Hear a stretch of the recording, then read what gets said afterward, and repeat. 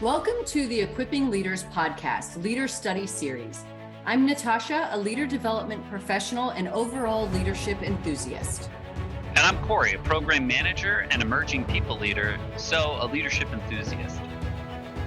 We are doing a leader study on the TV show Z Nation, deconstructing the leaders, leadership decision, and team dynamics of the characters on the show, to look at how leadership is all around us. And even if we're not in a position of leadership, we can still demonstrate it in our actions, responses, and in the opportunities around us. Z Nation aired from 2014 to 2018, but if you haven't seen it yet, there will be spoilers in these episodes. In this episode, we're talking about Z Nation Episode 3, Philly Feast. Let's jump in.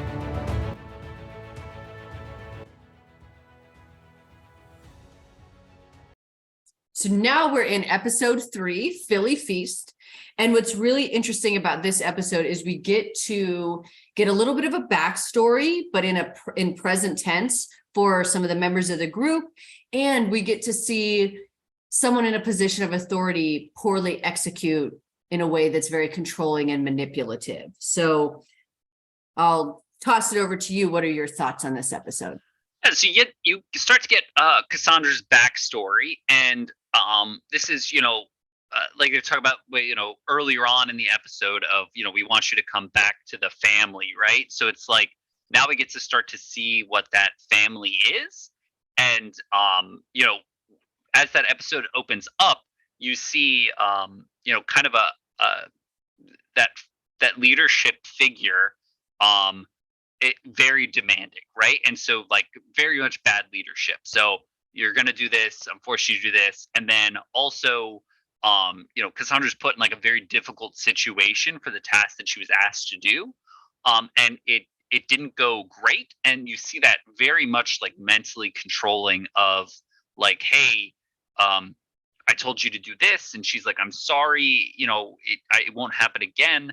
And then I think he punishes her by like tasing her. So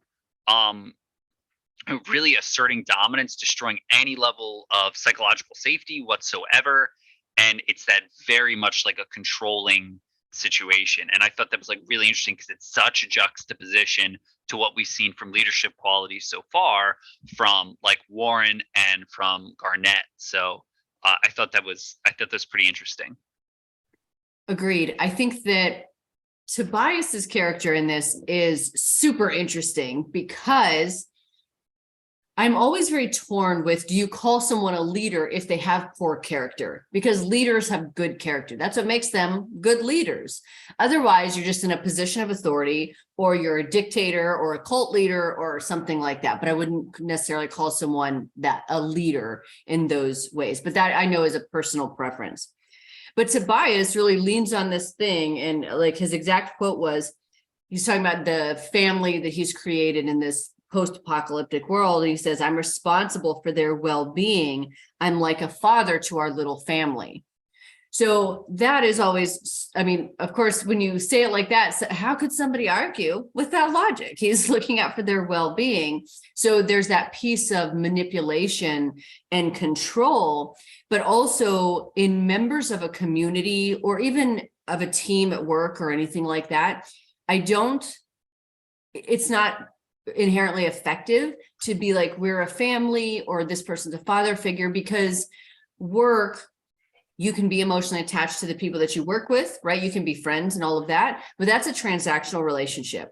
And when people try to put an emotional relationship on top of a transactional one, it is rife with manipulation and all sorts of like psychological ways that you use to like, oh, don't you care about the team? Don't you care about the family? Like these people would be there for you. And that's not how a good team, that's not how a good like workplace should actually run. So I think that Tobias leans into a lot of things in this where it's like, no, like you're trying to gain control through fear and manipulation versus actually being any type of a leader or even a father figure. Yeah, it's a great point too, because that whole like it's the apocalypse, right? So now when you're talking about that family or whatever, we talk, you often hear people talk about like, oh, people crave leadership, or people crave structure and that kind of thing. And I think that's true to an extent, but I also think, when you have bad leaders in place, or no leaders, and then that gives people that are manipulative, like Tobias's, the opportunity to like expand. Like, that's where I think, when we're talking about structure within an organization, like, I think it's really important to call out leaders, and because otherwise you could run into that situation, right? In a team environment or something like that. Like, oh, they're a self-managing, self-organizing team.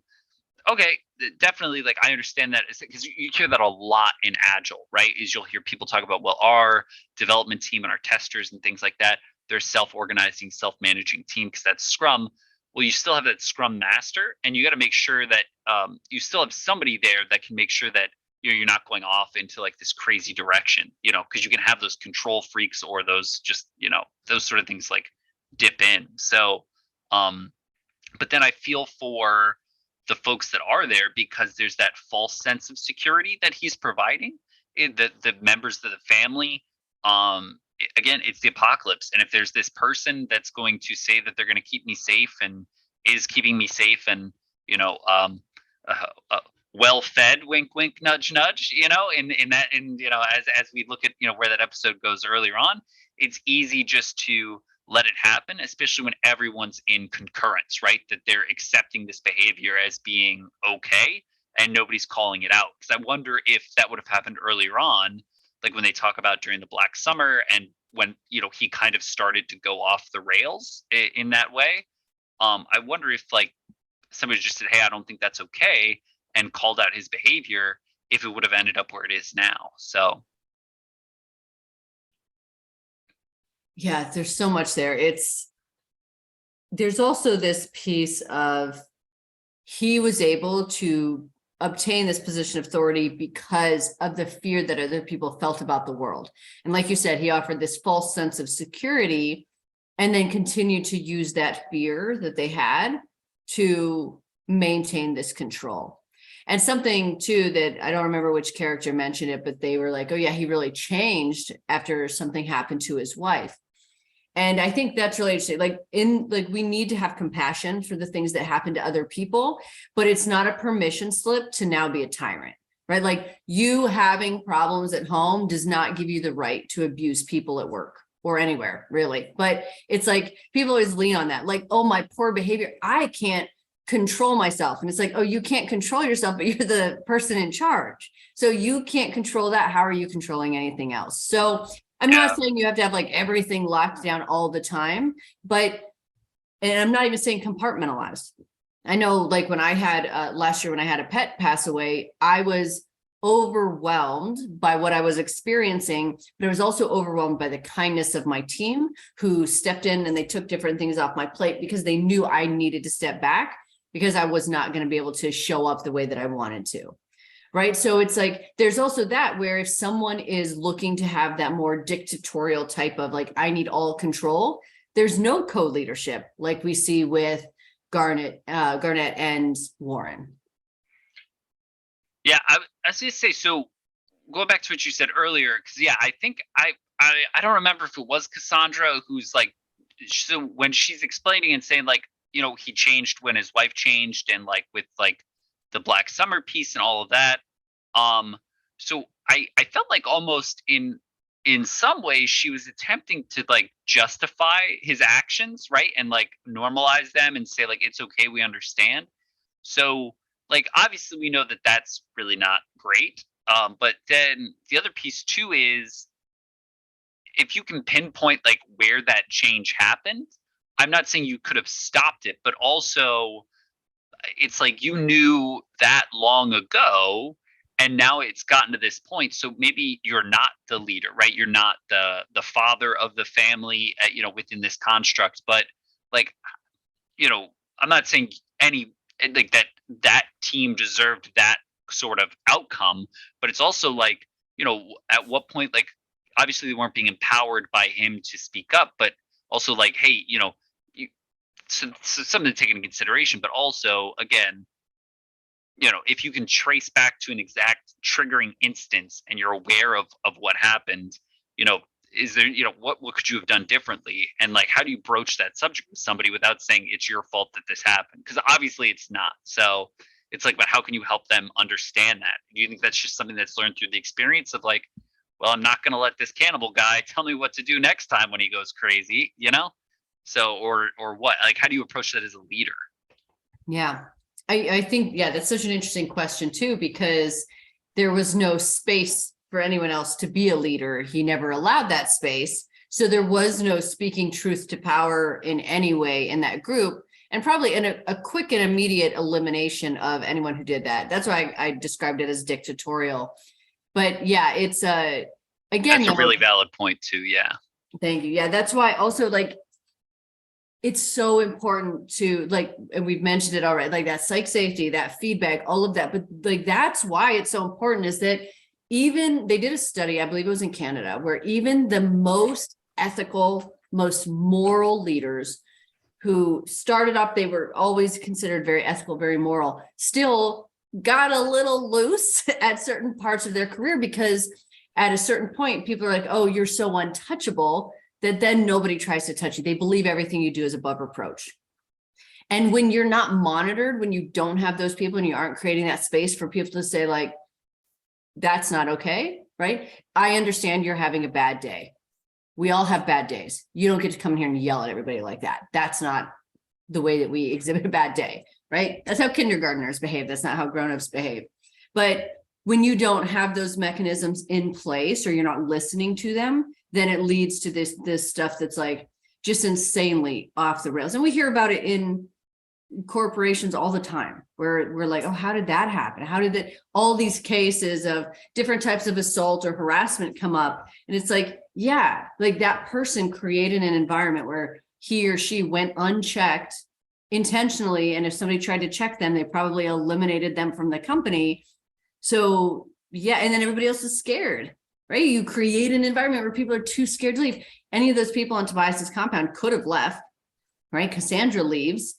But then it's like, what's the fear? They're going to come and find you. They're going to hunt you down. Or if you stand up to him, you're going to become part of this, part of dinner. No, yeah, that's, yeah, because when you're talking, you have me thinking like, so when you said like even the most ethical leaders, can reach that point where they're above reproach. Do you think that the co-leadership relationship between Garnett and Warren, one, the fact that they are peers from a checks and balances perspective, right? But I also understand how they could become maybe insulary to each other, right? And blind to it. But do you think that because you have two people at the top, so to speak, that communicate very well and effectively, that there's no confusion about who's giving the order, for lack of a better term, do you think that you could extend or like prevent for longer that feeling of being unapproachable because there's that ability to like step on and step back from the role of like the person making the decision? I do. And I think that it could even extend beyond co-leadership. So some of the best leaders that I've been able to work with or that I've seen they don't believe that at any point they're fully baked, right? They're not like, this is it. I'm a leader. We did it. We're at the top, even if they are at the top. And instead, what I've seen is that they're still very open to learning. And most importantly, they're always open to being persuaded. I want your perspective as an input to what I'm doing. I don't care where you are in the hierarchy, because they know that they don't have all the knowledge, of course. They are lifelong learners, but also somebody who's doing the job or who's doing something different is going to be able to think differently than they are. And they're open to letting that kind of information in. And when they do that, it not only empowers that other person to, share more and to create that connection, but it also reminds them that there's human beings here, right? These are all human beings. And it puts that gravity of responsibility like back on their shoulders, which it should, that it's like, I am responsible truly for their welfare, not in the Tobias well-being type of way, but in the welfare of like in the workplace, like these are their jobs and this is their livelihood. And I need to be thoughtful with different things, and who would know better than them? Yeah, that's really interesting because the other thing, kind of what reframing Tobias as like a dictator. What I think is like, I mean, I obviously saw him as a bad leader, just bad guy, right? And I wouldn't have even, like you said, like I wouldn't have called him a leader. I viewed the family very much as like a cult. And but one of the things I thought was interesting was, um, like as they progress and like within the story, and they capture Addie, and they're trying to bring her into the fold, so to speak. Like that process in my, I'm not a psychiatrist or anything, but there was like it's very like a lot of freedom was given right away, and I was like, is that his like own arrogance now that he's like started to believe his own lies, like to where everyone's going to want to be a part of this family thing because we have meat, very big quotes around the meat piece, right? Obviously. Is that part of it? And then even with Cassandra, who I think he refers to as like Sunshine or his Sunshine, like she comes back after having run away, and he very much kind of like gives her a lot of freedom and expects her to continue to like perform like these nefarious activities for the family, quote unquote, with like no real like reprogramming, right, of that like brainwashing. So it's like, is it, again, understanding suspension of disbelief, TV show, everything like that. I just thought that was like really weird. Is it like that arrogance of like I can never do wrong because so many things have gone right for me so far? Absolutely. Again, it's there where people believe that they are untouchable at certain points. And even when somebody else has a different motivation for coming back, which, Cassandra offered herself in exchange for Addie. And I think that was also that was when the team was like, we trust her. And Yeah. then, and we'll talk about it in a minute, but like willing to go back for her. And so, but to someone else's mind, they think, especially to somebody who, is a narcissist, thinking, oh, they want to be back here. They want to be back here because they want to be with me. They're happy with the life that I've given them. And so again, that's a person who just does not actually have the ability to lead. Yeah. Yeah, I'm sorry. You had me down that Tobias path, but I was also thinking about when when once they realize that Addie's been captured, you have sort of Warren and you have Garnett. They're sitting there, they're planning out, right? They want to go get Addie back. She's a member of the team. She's an important piece of that. But there is that like risk versus reward that they're doing, because it's about, and they're getting the buy-in from the entirety of the team to make the decision to risk all for one. You know what I mean? Risk everyone's life to save one life. And I think it's really interesting too, because like you said, like that core piece of the team was having that discussion. Cassandra was there, but she wasn't actively involved. And like you had said, when she kind of says, I have this plan of, sort of we can do this, that, or the other, and started giving those intimate details of this family, that there started to be that more buy-in. And I thought that was really interesting, because they were treating it more democratic towards, do we want to go get Addie back, and then how do we plan on doing that? So it wasn't just a decision made at high and everyone had to buy in. They got the buy-in and people were a part of that decision process.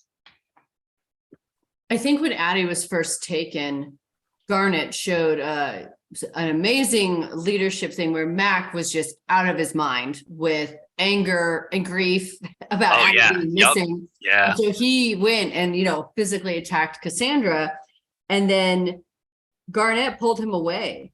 And then he reapproached Cassandra calmly, kind of seeing that like, oh, that is not effective. Also, that's not how you treat a team member. But then kind of jumping in and being like, now you're going to tell us everything you know right now, right? So like, I stopped that threat, but we still need, this team needs something from you because we need to get our team member back. And so I thought that was just a really interesting way that he approached that, where it was like, you can be firm and not physical. Yeah. No, that's so when they when initially then when Garnett goes to the gate, right, with his hands raised to try to go figure out about, you know, to lay out the plan for which they had originally hatched, right? To work through that sort of process. I was again, it's the zombie apocalypse. He's like kind of the de facto leader. I get it. He put himself in the place of risk, but at the exact same time, like if we're looking at strictly from the zombie apocalypse, to me, I thought that was kind of silly because I'm like, well, you're the dude making a lot of the decisions. To put yourself at risk like that is stupid. In my, like I don't know how you thought about that, but I guess I was looking at it more zombie than leadership. But then I was trying to think like, also if we made it the real world and that was a business and you're going to have a negotiation with like another business or another company rival or otherwise, like you always have your CEO or something, right? They're the one that's going to go do the negotiation. So I was like, what's the benefit, what's the loss of that kind of process? Well, and I think that it's like, back in 1800s probably and before, maybe early 1900s, did a leader truly stay with the group all the time? And so I think that also that was part of Garnett's like military background, very much you lead from the front type of thing. But I think also there's this show of, why am I going to ask you to do something that I'm not willing to do? Like, yes, I make decisions, but there's Warren. I'm not the only decision maker. And him and Warren have done a good job of how do we empower people to make decisions too, right? So at any point, any of them could have been taken out. And I don't think that was like, the team is cohesive and someone will emerge as a leader. Yeah, that's a good point. I thought it was interesting, like once they realized like that Tobias was sort of a madman, I thought like when he did approach the gate and when he did the whole like finger snap thing and 10K, took out that one guy. I like he met the crazy with like he was at the same level, right? So like that wasn't who he was, but he realized that that was like that was the only like language that he was going to understand, right? And I think that like when you're talking about as a leader and you're trying to get buy-in or you're trying to get um what you need for the mission to be successful, part of that is also the intelligence to like understand the language and the communication that somebody's going to need, like what will get that buy-in, how do you have that negotiation. And I thought that was like really interesting. There's that saying, like when they go low, we go high, which is fine and can certainly apply in many situations. I think that that's also a mindset that benefits people who are already in control and already in power, right? Because then they behave poorly. And what does everybody else have to do? We just have to rise above it, accept this other thing, and just let it remain unchanging. So I remember I was listening to someone was talking about their book. I don't remember which one, but she made the great comment where she said, when they go low, you go toe to toe, right? So don't feel like you need to, turn the other cheek and do all this. She's like, no, like you're saying, you got meet them with the same force because that is something that's understood. It's not like they go low, you go lower, but it's like they go low and then you go toe to toe. And I think that's what Garnett did with 10K and the rest of the team in that moment when he first met Tobias.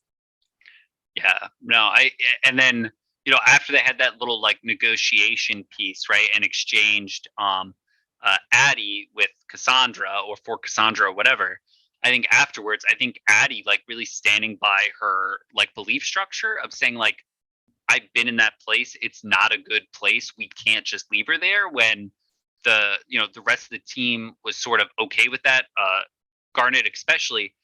I think like that was really or not especially, right, but was in concurrence with the masses, so to speak, of we have our team, she's back where she came from type thing. That's her, right? She got away once, she can get away again, right? Unspoken sort of vibe that you get from that was that was the first time that Warren, I think, really stepped up on her own. It was like, nope, this is what we're doing. And I thought that was really neat that you had conflict within the team, but it was constructive conflict.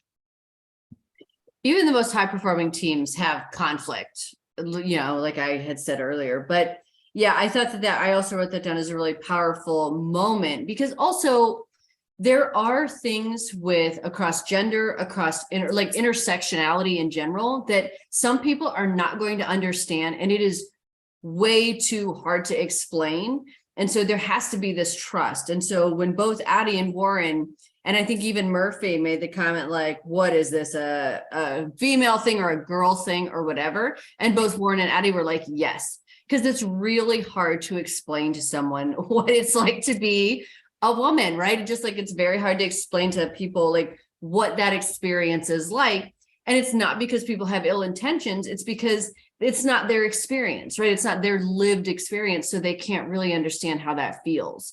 So when both Addie and Warren were like, oh no, like we need to go back, and then Garnett was like, I do want to go back too, right? So you're right, like Warren did stand up as the co-leader, but she was like, this is something we need to do, and I'm not going to be able to explain it to a group of men, mostly white, who don't understand this, but this is something that needs to happen. And so, I thought that was a really powerful moment, but then the support that was given was great. And that's when they hatched that great plan to get Doc in there to help get her out. Yeah. And I think, not to make, that whole, rehashing the plan, right? And then bringing Doc in there to kind of, draw the distraction. I thought that was like a really nice way of, again, highlighting the fact that Doc is kind of more of that like trusted figure, right? And it's like, I wonder like if Cassandra would have seen let's say Mac or someone else like in that role, would she have understood, right? Because that just that approachability of Doc and how he sits with the team, like you said, like a leader but not really up front. Like I just thought that was really, really interesting. Agreed. Yeah, that's I'm loving seeing how Doc's character emerges, because there are the people who just are, we trend towards thinking they're leaders, the Garnetts, the Warrens, because they have these very strong qualities.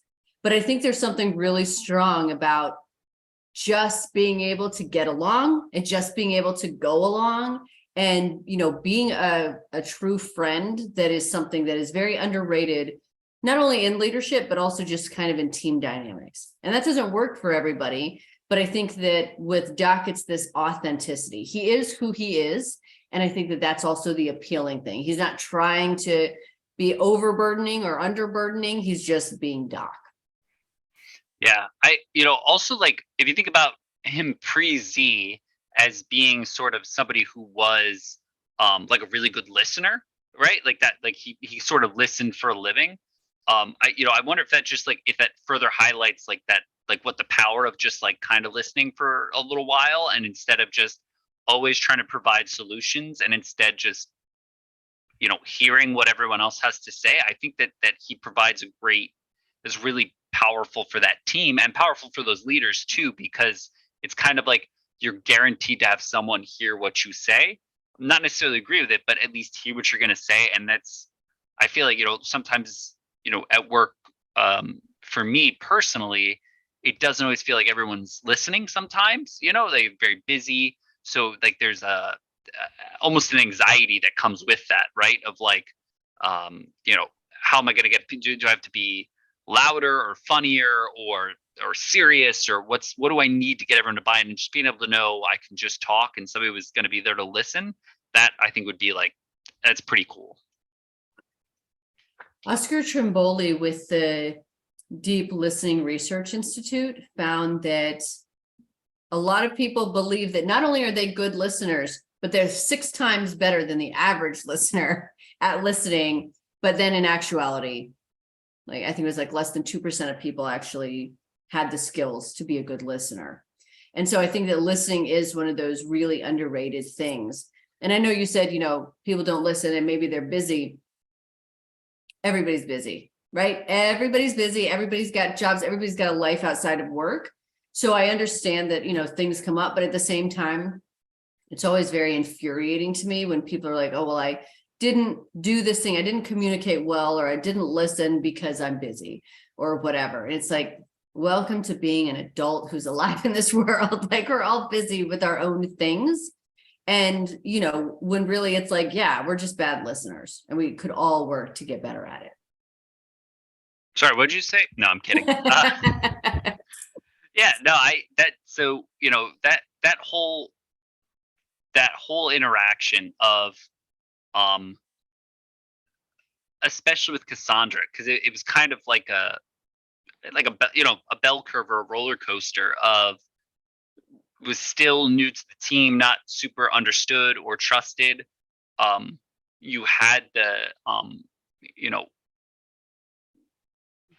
the fact that Addie got kind of captured, that she sacrificed herself, and then, you know, in that willingness to sacrifice or bring herself forward, gained a lot of trust with the team. To then when she was captured herself, and so what I think was really cool is like, um, from like a, not cost versus reward, but like the fact that she was accepted by the team, the fact that she was a team player and was trying to do things for the betterment of the team, meant that she herself was rescued by the team. I think that that's um like, as a leader, I think sometimes it's important to show, like, to people, like, the value of, um and you'll probably have a better word for this, but like playing along, you know what I mean? So like, the fact that you are a contributing member of the team, the fact that you're believing in the same things, and have the same goals, are working towards this goal with us, that comes with benefits, right? And I think that sometimes it's important as a leader to highlight the benefits or find a way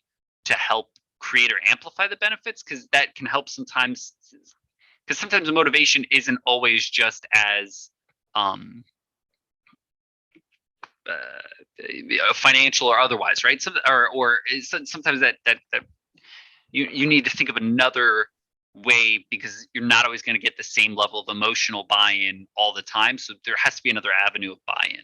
And I think that was like really powerful for everyone else to know, even if things go bad, they're going to come back for me. You know what I mean? So it makes those difficult decisions easier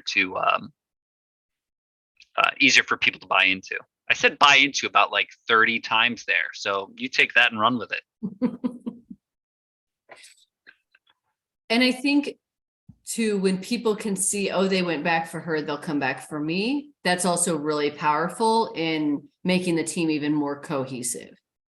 Because then it's like, yeah, like she hadn't been around the whole time, right? Kind of newish as far as the team was concerned. But I mean, there's still this piece of like true teams, strong teams, even in conflict, right? Mac was furious about the whole thing. And they were like, you know, we're trying to get Murphy to like there's this whole other thing going on, but to still acknowledge that, yeah, all of that is crazy. Kind of like I said, like we're all busy. We all have these other things, but taking that time to acknowledge another human and the role that they have on your team, or to take the time to communicate and draw them back in, is something that is really, I think, undervalued and not done enough. Yeah, as you know, because listening to you about that, the other thing I was thinking about was like, okay, so now I'm on that team, right? Selfishly, either I was there in the beginning, or I'm a new, like they found me with Cassandra, right? And you can look at that either way as being like, if I was one of the new members, they did all this for me and they barely know me. Right, they have my loyalty, they have my buy, and they have my belief always. And if I was someone on the team for a long time, and it's like they did this for a brand new person, imagine what they would do for me having been. So like, there's no loss there, right? So even no matter what, people are still going to care about themselves, because they're not on that team just for the head. It's not like they have like something else, you know, better to be doing. It's no different than a job, right? People are at work. You want to love your job too, but ultimately people have bills to pay, and like that's, you know, part of the reason why they're coming to work, right? They need health care, they need money to pay their bills and to do the things that they like to do. So I think that that's really interesting, that you can do so much with just kind of living a value structure and keeping that consistent sort of across the board. Yeah, agreed. So yeah, that was that whole episode was really interesting to me. And then Mhm. his even Tobias is like what do you want to call 'em? Like lieutenants, for lack of a better word, right? His other henchmen, um, when they were trying to defend that little compound and everything that they had, you could almost see in his face towards the end when the team was kind of coming in and taking over and knocking down walls and stuff. Like there was like that lack of leadership because everything that they've been doing up to that point was sort of fake. So they had inflated authority within a fake sort of organization and structure, and Yeah. he had this inflated sense of being this great tactician or whatever you want to call it, um, because you're the best. So it was like surrounded by yes men. And then when actually a difficult decision came in where he needed his other leaders to step up and work autonomously to maintain the common good, and they couldn't, and they came back like, what do we do? And that sort of look on his face of realizing he wasn't a great leader. He didn't have the best judge of character for the people that he picked, and also maybe yeah, like it was all a sham, right? And he sort of had that realization there for a minute. Yeah. Yeah. And then it just collapsed. Yeah. Well, I know I'm maybe reading into it too much, but No, no, I no. I thought it was funny too, though, that like at the end, zombies are overrunning it. All the walls are knocked down. Cassandra is getting away. A lot of his folks have been, eliminated. Um, he ran into that like butcher shop where he had the people, and like to me, it was like that was the last place in his world where he still felt like he had the control, and like so he surrounded himself by these chained up people, right, or zombies, whatever they were. He surrounded himself by the last thing that he had control of because that's how like important it was to his um like his self ego, right? Like if he was going to go out, he was going to go out where he was still the god of the world. And I thought that was like really powerful to then see all those zombies running in and just like still destroying that yet. Yeah. That's such a great point too. And I think that's something that, like, when people are in positions where they have a leader who is toxic and who is not strong in that position, they have not developed yet or maybe ever the qualities of great leaders of being a great leader. What people will do is they will put you in a place where they have the most authority over you. So it's like you'll talk to people and you're like, why are they talking about this time that was like 10 years ago? And you're like, because in that time, in that role, in that position, they had the most power over you. So in their mind, you're not allowed to evolve past that because it means that they've lost this power. So I think that, yeah, almost like this visual representation, like you just said, of like that exact behavior exemplified is something that, yeah, people who want to be leaders do not have the skills or the qualities and don't know how to grow and probably don't have great mentors either. It takes a village, but those people who they can't progress on their leadership journey, they will do that. They will put you in the position where they had the most power over you. And I've had people in my career who've said things where you're like, that's not me. What's this person even talking about? Like, I don't know what this is. And it's because they were trying to maintain some sort of control or power, even though it was all in their own mind. But that's what many people will do. Yeah, no, it was a really solid, like a solid exercise in toxic leadership. You know what I mean? Like it was Mhm. really good at that because it all looks good on the surface until you're actually looking at the team, so the family itself, how miserable, how um unsafe they were mentally, physically, unfulfilled. But again, the picture that he presented of them all sitting around that dinner table as a happy family with a big feast in front of them. I think it's really interesting that sometimes you may have to dig a little bit deeper because what on the surface looks great maybe isn't. So even just like looking for new career opportunities as well, you know what I mean? Ask those probing questions like, where'd the meat on the table come from? And maybe the answer will be a dead giveaway. But if you just sort of take it at surface level, um, you know, I think it's really interesting. Yes. And that's such a great point that, what's presented is not always what it is. And so, I tend to get very precious around things that feel performative, because while you want to present professionally, you also need to be authentic. And so you can do both of those things without losing credibility or anything like that. But when people or situations get too performative, that's when I tend to very much draw back about, like, why do you want me to see this? Like, you want me to see this so that I'm not looking at something else. But what is that other something else? Yeah, as I say, it's a family, right? So, in that construct, imagine that there's a grandfather that is a like legitimate normal, like, so you and I are that, you're the grandmother, I'm the grandfather, or what have you. We're normal people not eating other humans, and the only person that we're engaging with to do that quick test for, like, what's the climate in my workplace, and all we're checking in with is, the father, and or Tobias, right? And it's like, Mhm. he's saying everything is sunshine and roses. So and one quick conversation with Cassandra, or maybe anyone else in the family, and that's that. So that's, I think that comes back to being an approachable leader, and then also talking outside of just that sort of leadership structure or chain. Yeah, completely agree. So yeah, I think it was a good episode. Good episode overall. Yes. I feel like we're gonna say that about all the episodes. We may be a Yeah, bias parties about this show. So